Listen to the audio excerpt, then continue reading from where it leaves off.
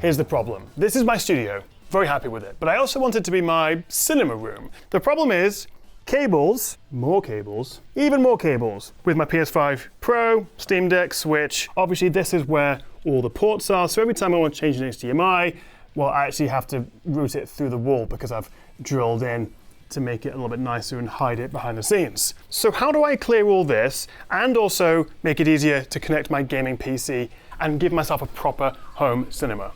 Well, I think I have the solution. Let me introduce you, well, first to my dad, this is Tech Chap Senior, and also to the LG OLED evo M5. This is their second generation wireless 4K 144Hz OLED TV. True wireless, LG say, and it kind of is, although it does still have a power cable, but that's it. There are literally no ports on the back, and it's kind of weird to see. It uses the same no-gap wall mount as the Gallery or the G series, and it's still one of my favorite wall mounts. It sits basically flush against my wall. Also, check out how good this anti-reflective coating is as I peel away the plastic. It's like looking into a void.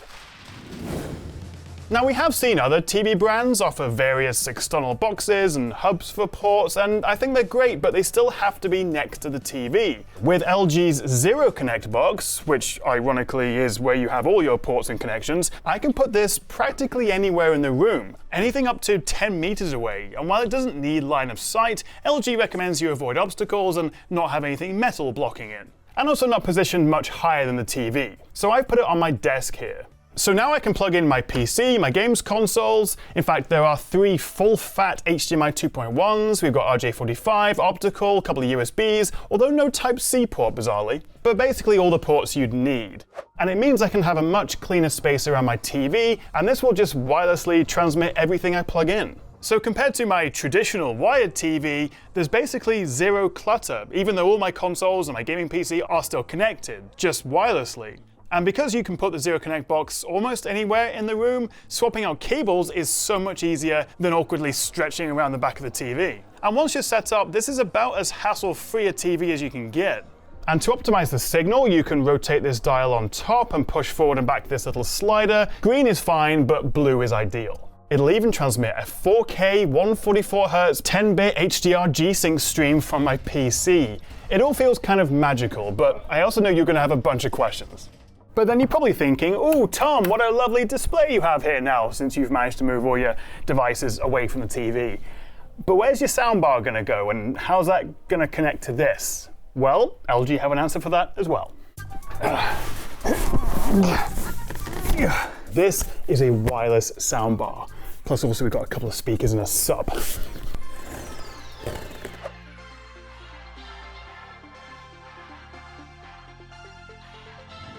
Can I show you my setup? This is the 77-inch LG M5. This is their soundbar. And cameraman Pete, if we can pan over here, this is my Zero Connect box. It might be by magic, but it's basically transmitting all the data from my PC, my games console, everything I've got plugged in, to the TV. And then this wireless soundbar, which I've got just on my TV stand here, but you can also wall mount it, is transmitting to the TV as well. So one power cord, one power cord, one power cord. LG do say it's truly wireless, and it is in terms of data, but obviously these things still need power. It is incredibly cool. Initially, I must admit I was a little bit skeptical, like why does anyone need a wireless TV? But it just gives you so many more options for a cleaner setup, and also just to give you a bit more of a sort of home cinema. The fact that everything is out of the way, no devices, no cables, no TV stand even. It's the best way to get that proper home cinema look. Pop in a couple of plants, maybe some soft lighting, lovely. I mean, sure, the cables are over here now, but they're not in front of me anymore, and I'm not having to hide them all the time. Now, I'll tell you straight away, I've had every LG G series of TV. I literally took off a 65-inch G5 to put this M5 on, so I know what they look like. And obviously the big question when it comes to wirelessly transmitting data is signal loss. Are we losing any image quality? And my honest answer is no. I've had this for a couple of weeks on my wall now, and it looks every bit as good as my G5. I'm not able to scientifically measure it. I can only give you my sort of perceived experience. And well, if you stand right in front of the Zero Connect box or put a big metal tray in front of it or something, eventually it will disrupt the signal. It basically turns off. But I've not seen any kind of dynamic resolution shift, any kind of image quality upscaling or downscaling, or compression artifacts. In my experience, I've not seen any compromise with this being a wireless TV. It really does feel magical. And this being the second generation, the M5 coming from the M3, we have the improved panel, higher refresh rate, new AI features, stronger, more flexible signal from the Zero Connect box. It's just an all-round better TV. As I say, I have the 77-inch LG M5. It also comes in 65, 83, and 97 inches. And in terms of picture quality, it is essentially the same as their flagship OLED evo G5.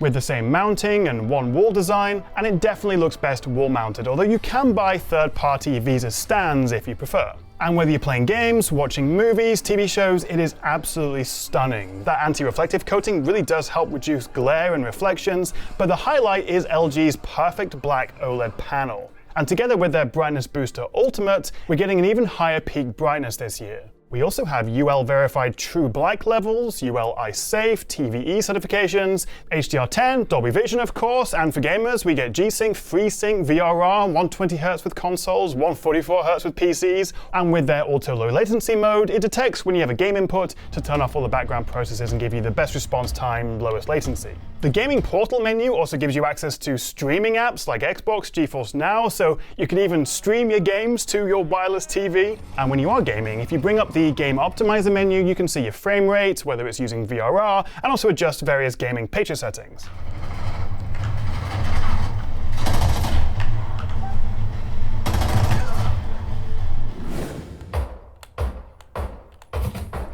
LG say there is zero perceivable latency and input lag, and I would agree. Obviously there will be some latency because this is wirelessly cached. Can you disrupt it?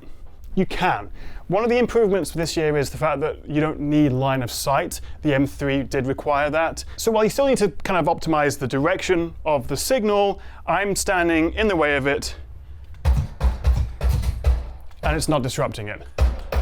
The idea that I'm casting this from my PC to the TV, soundbar to the TV, with no data cables whatsoever. And it doesn't cost any more really than an LG G5. It's a very similar ballpark. Basically the same panel as well. As you can see, this is running WebOS 25. This is the latest version of the software, and also this supports the LG Renew program, so you get 4 full software upgrades over 5 years, so really, really nice support.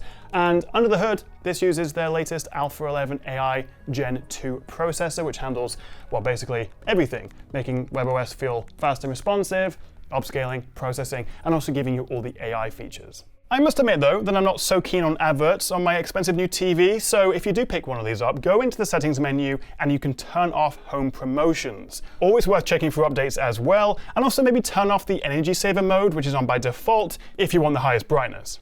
So if you press this AI button on the Magic Remote, it'll bring up the AI Concierge, this little nifty smart AI assistant that suggests things to watch, and you've got keywords to help you search. But if you press and hold the AI button, then it brings up the AI Search for a really quick way to find new shows and movies, and it can answer your questions. LG's AI chatbot is also really handy, particularly if you're not as tech savvy for troubleshooting problems, or if you're not sure where to find a certain setting. This is always the first thing I show my mum and dad with their LG TVs. And there's also AI Voice ID, where if you register your voice with the TV, it'll recognize you when you use your voice and adjust the TV settings and suggest content to your preference.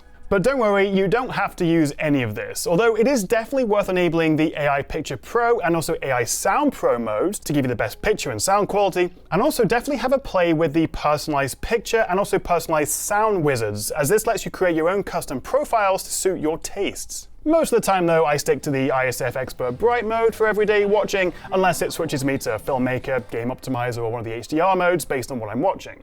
And the benefit of having an LG soundbar like this is that not only is it wireless, and if I go to sound, you'll see here Sound Out LG Wowcast device. It's a wireless speaker, that's how you connect it. But also you get the benefits of their Wow Orchestra, so it actually utilizes the TV speakers and your external speakers to enhance the audio. And the truth is, no other TV offers this kind of wireless setup like this.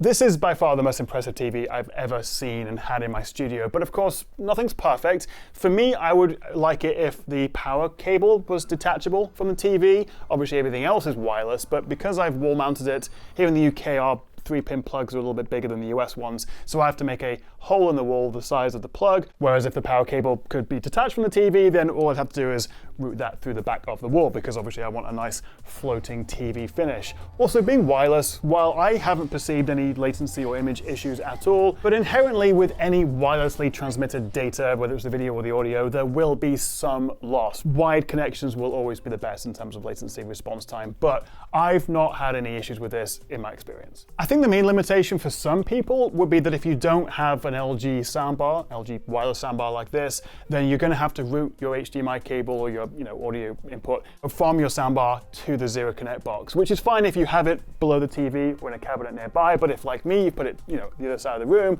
then if I were to use my Sonos Arc, for example, I'd have to route a cable all the way back there. So it really does benefit this TV setup to go with LG's wireless soundbar. So what do you reckon? Could you see yourself with a wireless TV in your setup? If you do fancy one of these, I will leave a link in the description below. If you've got any questions, drop a comment. I'll see you next time right here on the Tech Chat. Thanks for watching, guys. But you're all free to go. Tremendous.